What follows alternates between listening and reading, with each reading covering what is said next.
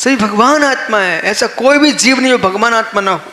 अब ये ब्रह्मचारी अक्षय ना क्या चाह रहा है, ये बार बार बोल रहा है कि आप बोल दो बोल दो, क्या बोल दो, मतलब ये व्यक्ति एक मंदिर बना के वहां रहना चाह रहा है, अपना जीवन वहीं निकालना चाह रहा है, और ये कह रहा है कि मंदिर में रहूंगा तो सामयिक चलेगी क्या। मित्र, मंदिर में रहने से सामयिक चलने लग जाती तो चूहे, बंदर, भालू ये सब तीर्थों में घूमते रहते हैं, छिपकलियां। कल मैं यहाँ आया, मंदिर की दीवार पर एक टूला जल रही थी, और टूला के नीचे छिपकली घूम रही थी, और छिपकली कीड़े खा रही थी, तो मंदिर में आने से सामयिक चल रही थी। तो शमने बाड़ी में मैं ऊपर मंदिर दर्शन करने को एक बंदर आ गया, वो बंदर सामयिक कर रहा था, वो तो भगा रहा था, यहाँ क्यों आ गए आप। ऐसे थी तुम मुनिराज भी बन गया, वो बंदर जैसे खड़ा हो गया मेरे क्षेत्र में क्यों आए, तो मेरे में तेरी सामयिक होगी क्या। इसलिए समझ, सामयिक बहुत उच्च वस्तु है। जैन दर्शन में जो कुछ है साधना का सार कोई है, उसका नाम सामयिक है। इसलिए यदि मंदिर में रह करके मर गया तो मंदिर में सांप बन के बैठेगा बेटा, सामयिक नहीं है। इतने बहुत सारे क्षेत्रों में देखा बंदर घूमते। अयोध्या गए कभी आप? अयोध्या में कितने बंदर हैं, ओ ये कौन है सब। अयोध्या गलियों के राग में बेचारे मर गए, सुबह वहीं की दीवारों पर कूदते रहते बंदर बन करके। इसलिए आप भ्रम में मत पड़ना, भगवान के दर्शन करो, उनकी भक्ति करो, मंदिर की रक्षा करो, पर मंदिर की संपत्ति भी राग किया तो मेरे मित्र मंदिर के मैदान में वृक्ष बन के दो को नारियल का वृक्ष खड़ा है। आज केवल भगवान यहाँ पर होते भरत क्षेत्र में, आप जाके पूछ सकते थे कि प्रभु ये वृक्ष मंदिर के आंगन में ही क्यों खड़ा हुआ है, बता देते।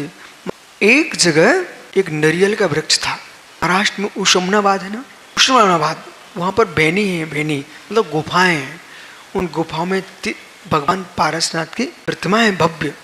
मालूम उस क्षेत्र की बहुत सुंदर कथा है करकंडू पुराण में।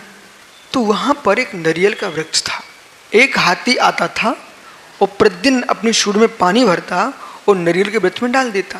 तो कुछ लोगों ने सोचा ये हाथी को नारियल के वृक्ष पर इतना राग है, पानी डालता रहता है। अब आजकल तो अवधिगानी मुनिराज भी नहीं है, नहीं तुम जाके पूछ लेते। वहां अवधिगानी मुनिराज थे। एक भव्य श्रावक गया, उसने पूछा स्वामी ये हाथी जंगल से आता है, सरोवर से पानी भरता है और नारियल के वृक्ष नीचे डाल देता है, ऐसा क्यों। अवधिज्ञानी मुनिराज ने मुस्कुरा करके कहा है बस इसका रहस्य गूढ़ है, सुनिए क्या है।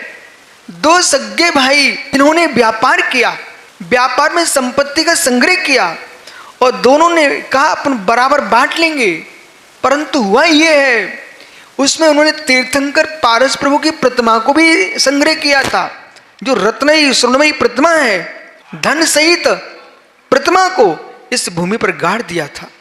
परंतु दोनों के भाव विकृत हो गए और लड़के मर गए बेचारे दोनों भाई। तो धन के राग में एक भाई वृक्ष बना नारियल का, इसके नीचे भगवान की मूर्ति भी है और धन भी है, जिसके नीचे ये वृक्ष खड़ा हुआ है, इसके ऊपर एक इंद्रिय वनस्पति में पंडित जी तीव्र परिग्रह संज्ञा होती है और परिग्रह के राग के कारण वो वृक्ष बना। फिर ये हाथी कौन है, वो दूसरा भाई हाथी बना। इसको जाति सुन हो गया है किसके नीचे भगवान की प्रतिमा है, इसलिए वो अंदर से सरोवर से पानी लाता है, यहां छोड़ देता है, प्रभु का अभिषेक हो जाएगा। समझिए संपत्ति का राग जिनगुण संपत्ति प्रदान नहीं करा पाएगा, जिनगुण संपत्ति चाहिए तो संपत्ति राग छोड़ना ही पड़ेगा।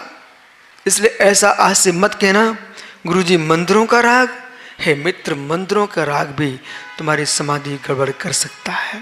इसलिए सामायिक, तुम सामायिक के लिए जा रहे हैं तो मुझे ये प्रयोजन नहीं है हम मंदिर में हैं कि मसान में हैं कि महल में हैं कि जंगल में, कहां पर हैं। सामायिक का तात्पर्य समता सर्वभूतेषु संयमाशु भावना